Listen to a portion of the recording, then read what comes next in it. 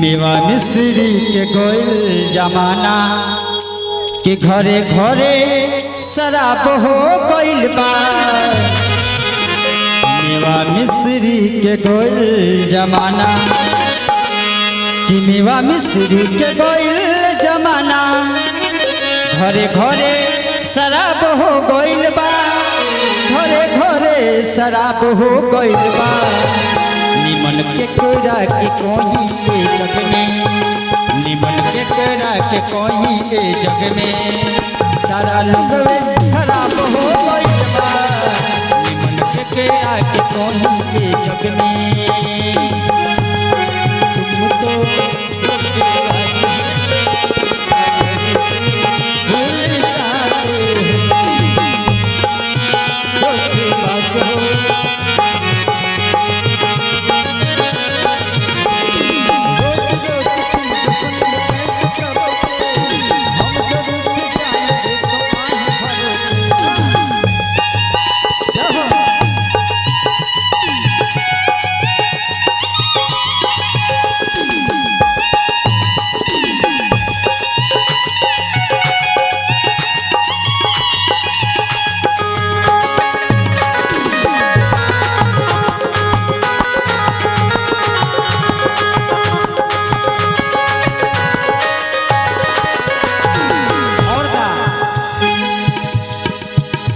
ए बार के जमाना देखिए कितना सुपर जमाना हो गया बा। कितना सुपर जमाना बार का हो गया बा। बेटा बाप संगे पियो ताड़े ताड़ी हवाई भसुर के देत बिया गाड़ी।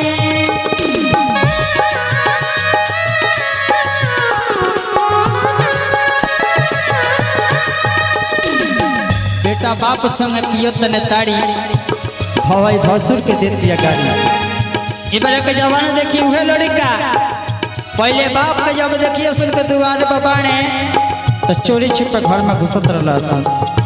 इबार के उहे लड़का बियाह होखते बार बार में जाता रहसन। जैसे बुझाता है कुछ बिना रे का हो आ तो पेचकस हो जाता नहीं वो का दूसरा साव रहता। बेटा बाप संगे पियत न ताड़ी हवाई भसुर के दे दिया गाड़ी। काहे ए बार के भसुरो कम नहीं बड़ा सन। जितना भसुरा बड़ा सन कोनो कम नहीं बड़ा सन। अन्ना भवैया कम बड़ी सन। ए बार के भवई बड़ी सन जहां भसुर तन में टाइट भइना चढ़ देते हैं कपारे पर। बोलो भसुर हमरा भसुर खनिया रह पहले परछाई ना लंघात रहलो ए बार कपार लंघा जाता है। और का बेटा बाप संगे पियो तारे ताड़ी हवाई भसुर के देत बिया गाड़ी।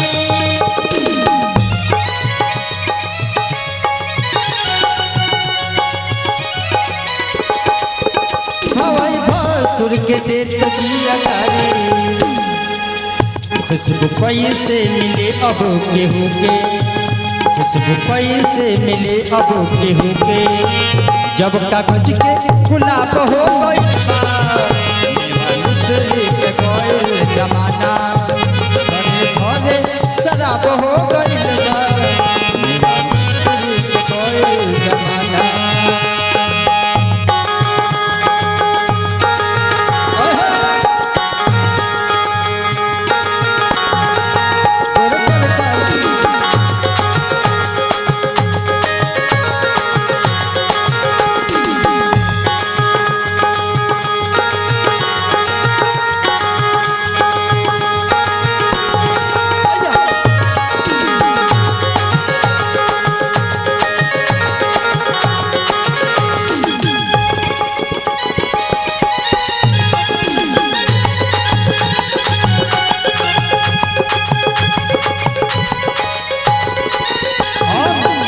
लास्ट में ए बार के जमाना देखिए कितना सुंदर जमाना आई बा। देवता पी करके नेवता दियाता घर में मछली अंडा छनाता।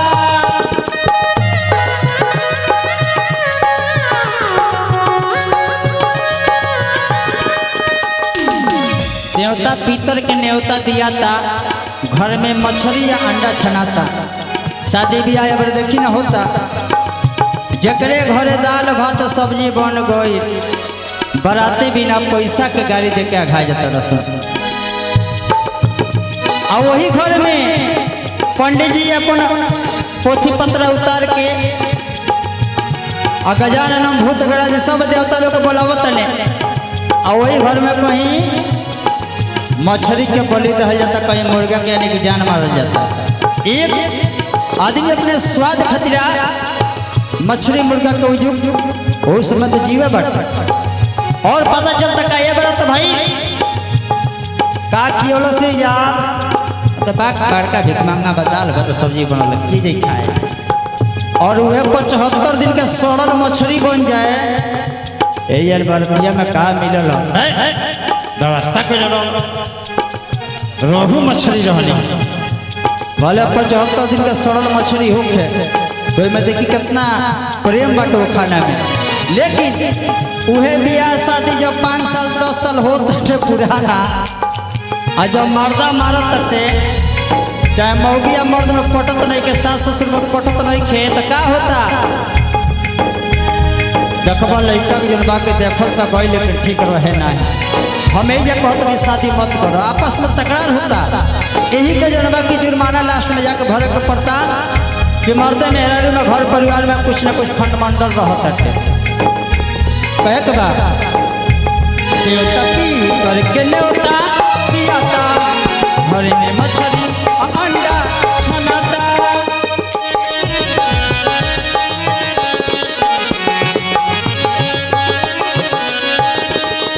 घर में मछली अंडा छनाता और भोजन के स्वाद का मिली। स्वाद कैसे मिली अब केहू के, स्वाद कैसे मिली अब केहू के, भोजन मुर्गा कबाब हो